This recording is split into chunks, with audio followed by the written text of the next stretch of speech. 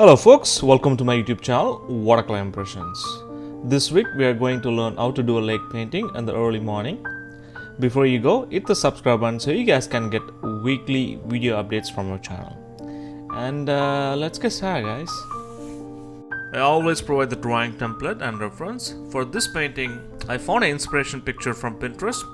I also recommend you guys also to find inspiration from other sources apart from taking photos. So I'll start with the wash at the bottom. So that's where my resin is. So I did pre-wet the paper. You can see as soon as I put a wash, everything runs down.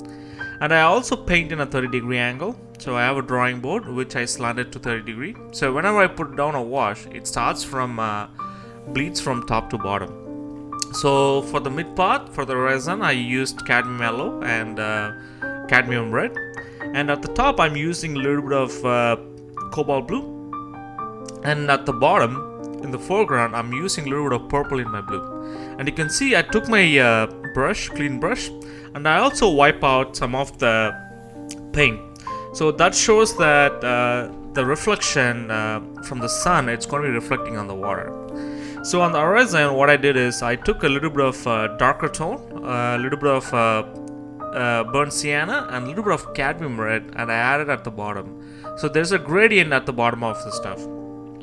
Since my watercolor paper is wet, I'm going to put down my clouds, and I'm also just taking some tissue paper. And as soon as you can see, I took out the paint from my paper. It kind of looks like a sun already. And since I have my paper wet, so I'm going to put a little bit of a wash on top of it. So it also going to give this really loose edges in my clouds. And I also want to make sure that my clouds are really simple and easy to read. I don't want to complicate my cloud, because this painting is about the reflection on the water, and the reflections on the boat on the foreground is our major element as well. So I'll start with the background. For the background, there is a lot of buildings in my reference. It's literally a skyline, and with a lot of small buildings out there. But I treat it as a single shape, and I was thinking that everything combining into one single shape. So you have to think about as a silhouette instead of thinking as each and individual buildings. Because since it's going to be foreground, I'm also pushing my background a little bit further, because that kind of creates a depth and distance. And you can see on the right hand side, I made my pigment a little bit darker, because there's going to be backlighting, because the sun is exactly sitting in the middle. So that's how lighting works. If there's a light and if there is an object near to it, it will be darker for casting shadows. So I'm going to combine the background to the midground. So for the midground, in the lake shore near Harbourfront, there's a lot of trees which is attached to the boat docks. So I want to make sure that I'm adding that as well. And I'm trying to combine that shape with the background. And I want to make sure that everything is connected and nothing is floating by itself. So that's another important thing while painting watercolors. There are times you can keep it separate, but there are times you have to make sure that it's connected together. So you can see it looks severe now, the value I put in for the trees. But it will make sense in a second once we paint the water, because watercolors tend to go a little bit light after we paint. So let's finish the tree. And I'm also noticed that in the background buildings it got a little bit warmer, so I added a little bit of blue in my background, so it kind of go in distance, and it also complements our warmer reflection on the water as well. So I'm starting the reflections from the midground. You can see there's a reflection which is reflecting close to it, so I'm adding that. So now I'm adding the boats which are in the background, close to the background, and there's going to be one boat which is sitting in the midground, so I'm adding that. And I'm also using a little bit of white paint in my boat, because it's going to be reflecting that white thing on the water as well, and it will give a really good contrast in our midground. And that's a sailboat. I'm making sure not to add a lot of details. So this is a reflection of the tree, and it will be reflecting all the way till the foreground. And you can see I also left some white bit of that boat which is on the midground reflecting on the water. And as I said, it also creates that contrast as soon as we put that value. And there's going to be a different tonal and different reflections on the right hand side, because the tree is not reflecting anymore on the right hand side. And I'm also making sure that the buildings which are on the background also reflecting on the water as well.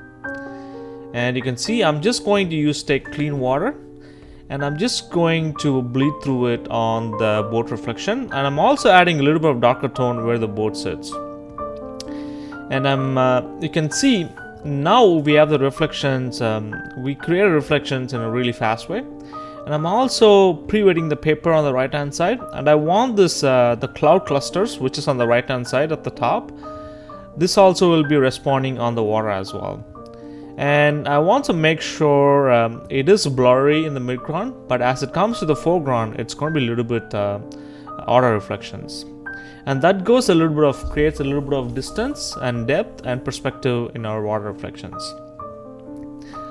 And I'm also taking some darker reflection as well. And since I pre-wet the paper already with lighter reflections, I'm going to add a darker tone on my reflection now.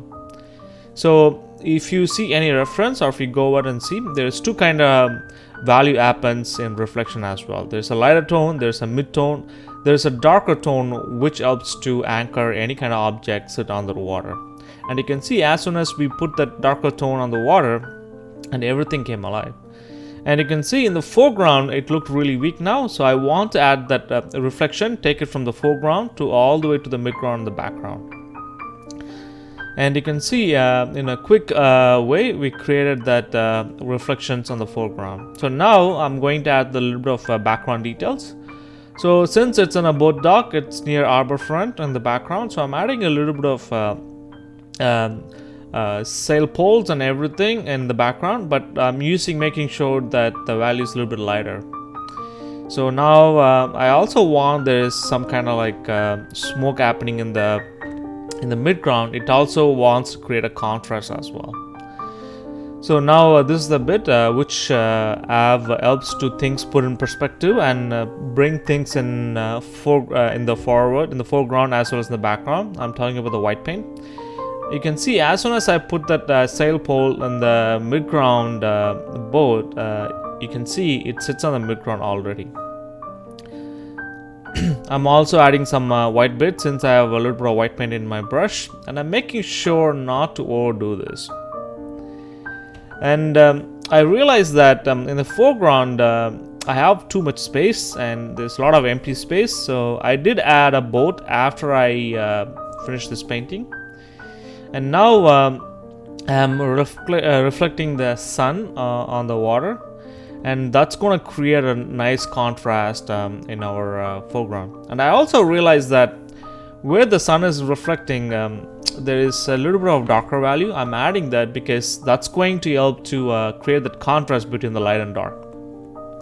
And you can see as soon as I added that in that midground, it helped the reflecting from all the way, and it also created that really nice contrast of sunlight reflecting on the lake. And you can see since I have a little bit of white paint, I'm also working on the cloud, and I'm also adding this streak which happens on when you take photos. And that's it, guys. And on the foreground it looked really weak, so I'm going to glaze over with a little bit of purple. So now it's your turn. Check this video and let's see what you can come up with.